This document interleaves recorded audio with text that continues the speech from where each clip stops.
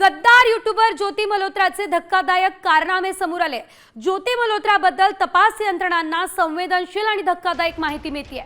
मुंबई शिर्डी वंदे भारत एक्सप्रेसच्या उद्घाटन कार्यक्रमामध्ये ज्योती मल्होत्रा सहभागी होती।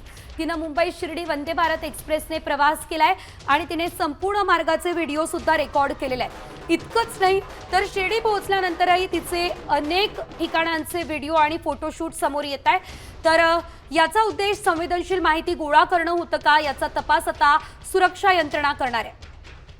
या संदर्भात अधिकचे अपडेट आमचे प्रतिनिधी विशाल सवणे यांच्याकडून घेऊयात। विशाल, एकंदरीत ज्योती जी आहे ती मुंबईमध्ये सुद्धा आली होती, नंतर तिने मुंबई ते शिर्डी असा प्रवासही केलेला आहे। काय कारण यामागे असू शकतं, काय माहिती ज्योतीने गोळा केली आहे?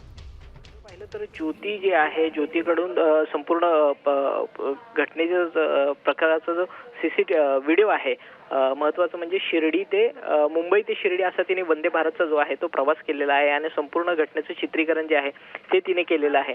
त्याचबरोबर ज्यावेळेस वंदे भारत एक्सप्रेसचं लोकार्पण होत होतं त्या सोहळ्यालाही ती उपस्थित असल्याची माहिती जी आहे ती या ठिकाणी ती मिळत आहे। त्यामुळे या संपूर्ण प्रकारादरम्यान तिने नेमकी कोणत्या प्रकारची माहिती जी आहे ती एकवटलेली आहे आणि ती माहिती पुढे पाकिस्तानकडे पासआउट केलेली आहे का, याचा देखील तपास जो आहे तो देखील सुरू आहे। त्याचबरोबर दुसरं महत्त्वाचं म्हणजे ज्यावेळेस ती शिर्डीमध्ये पोहोचली त्यावेळी शिर्डीमध्ये देखील अनेक भागाचे त्या ठिकाणी तिने चित्रीकरण जे आहे ती केल्याची माहिती आहे। त्यामुळे हे सर्व फुटेज जे आहे ते ज्योतीकडे उपलब्ध आहेत आणि त्याचबरोबर तिने हे सर्व फुटेज जे आहे ते पाकिस्तानमध्ये कुणाला दिलेले आहेत का, याचा देखील आता तपास जो आहे तो सुरू असल्याची माहिती देखील समोर येताना दिसून येते। निश्चितच धन्यवाद विशाल दिलेल्या सर्व सविस्तर अपडेटसाठी। एकंदरीतच ज्योतीने आता या माहितीचं नेमकं काय केलं हाच महत्त्वाचा प्रश्न या ठिकाणी उपस्थित झालाय।